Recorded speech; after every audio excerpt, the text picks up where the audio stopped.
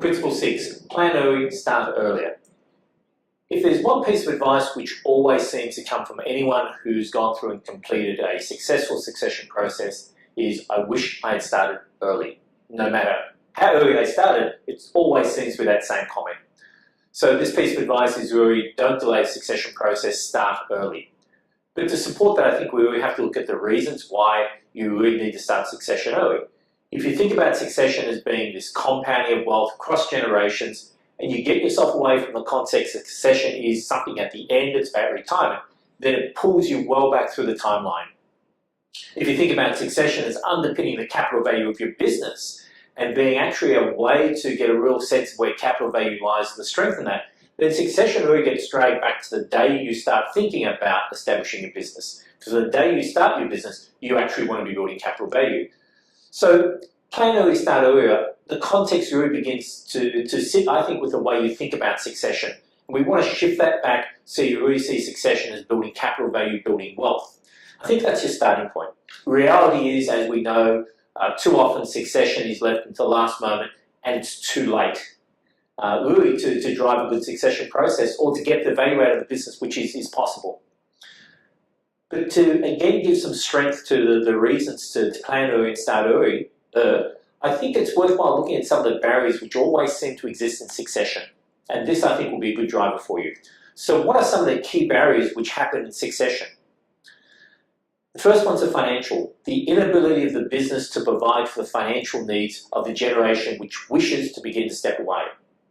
The second financial one, the inability of the business to provide for financial needs of the generation which is coming in. Third one, which again ties around financial, the struggle which many businesses, many families have in succession in achieving a sense of equity and fairness in the allocation of wealth. Often that is financially based. The other elements then lie in this readiness of the new generation to step up and the readiness of the exiting generation to step away. These are all barriers which can be addressed effectively and simply if they are addressed early in the piece. So I just want to talk through these and just to give you a sense of how you can actually address them. So let's start with the issue of readiness first. It's about readiness of the new generation to step up and readiness of the older generation to step down. And this is this transition process, if you like the language of passing the baton, it's the transition from one to the other. The old generation often, and excuse the expression old generation, the older generation often feel they can't step away because the new generation are not ready to step up. So this is a barrier. I should have started earlier, I should have got them involved earlier. The new generation don't feel they can step up because they actually haven't been given the opportunity to have the experience, the responsibility to make the decisions. So there's this time phase in which the exiting generation have got to begin to allow the new generation to step in, begin to make decisions, begin to make mistakes, get comfortable with them, allow them to have the experience, and then the crossover becomes far more seamless.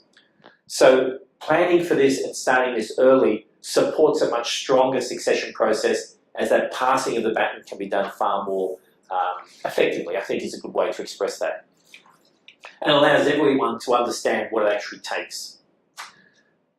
The next aspect is regarding financial, and there's two parts to this. The first part really is about capacity.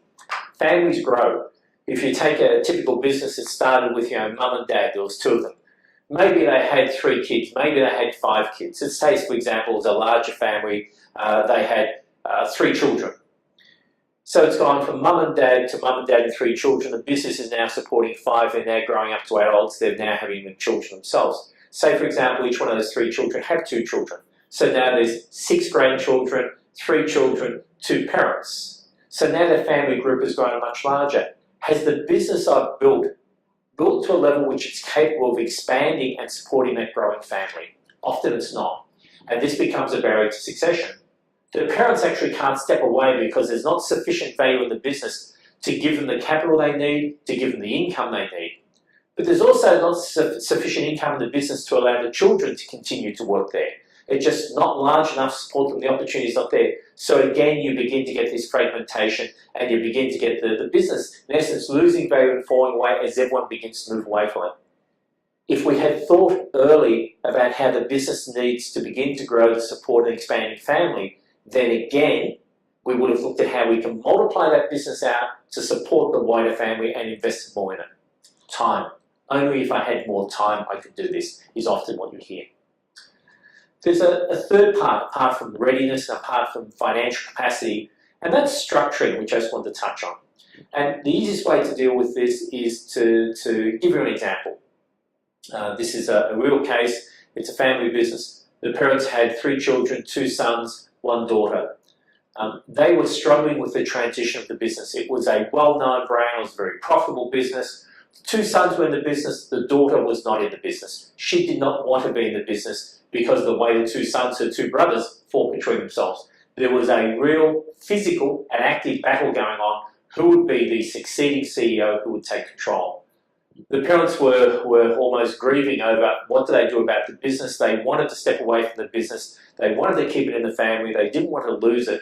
But how do they choose which one of the sons would take over? How do they transfer it over? And the answer came when they had someone come in and support them and to give them advice.